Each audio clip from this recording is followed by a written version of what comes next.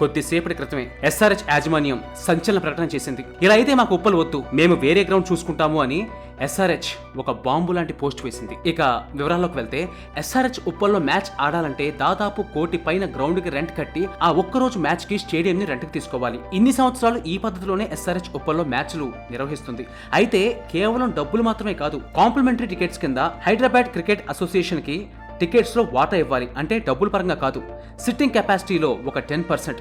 Sun Risers యాజమాన్యం లెక్క ప్రకారం 3900 టికెట్లు కాంప్లిమెంటరీ టికెట్స్ గా హెచ్సిఏకి ఇస్తుందంట. అయితే అందులో భాగంగానే 50 విఐపి టికెట్స్ ను ప్రతి సంవత్సరం హైదరాబాద్ క్రికెట్ అసోసియేషన్ కి ఇవ్వడం జరుగుతుంది. కానీ గత 2 ఏళ్లుగా ఈ విషయంలో ఎస్ఆర్హెచ్ కి అలాగే హెచ్సిఏ ప్రెసిడెంట్ కి వాగ్వాదం జరుగుతూ ఉందంట.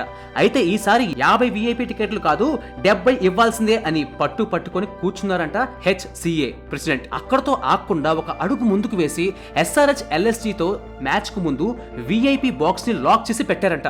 ఇక దీనికి మనస్తాపం చెందిన ఎస్ఆర్హెచ్ యాజమాన్యం ఈ విధంగా లెటర్ లో స్పందించింది. ఉచిత టికెట్ల కోసం హెచ్సిఏ నుంచి ఎదురవుతున్న బెదిరింపులు, బ్లాక్మెయిలింగ్ నేపథ్యంలో తీవ్ర ఆందోళనతో లేఖ రాస్తున్నాము.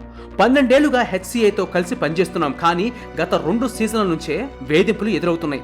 ఒప్పందం ప్రకారం హెచ్సిఏకు 10% 3900 కాంప్లిమెంటరీ టికెట్లు కేటాయిస్తున్నాం. మేము స్టేడియంకి అద్దె చెల్లిస్తున్నాం. ఐపీఎల్ సమయంలో స్టేడియం మా నియంత్రణలోనే ఉంటుంది. కానీ గత మ్యాచ్ సందర్భంగా F3 బాక్స్ కు తాళాలు వేశారు. అదనంగా 20 టికెట్లు ఇస్తే తప్ప తెరవమంటూ బెదిరించారు. మ్యాచ్ ఆరంభానికి గంట ముందు వరకు దాన్ని తెరవలేదు. మ్యాచ్ మొదలవబోతుండగా ఇలా బ్లాక్మెయిల్ చేయడం అన్యాయం. ఇలాగే జరిగితే బీసీసీఐ తెలంగాణ ప్రభుత్వాన్ని సంప్రదించి మరో వేదిక చూసుకొని మారిపోతాం అని లెటర్లో పేర్కొన్నారు. మరి దీని గురించి మీరేమనుకుంటున్నారో కింద కామెంట్స్ లో తెలియజేయండి. Thank you.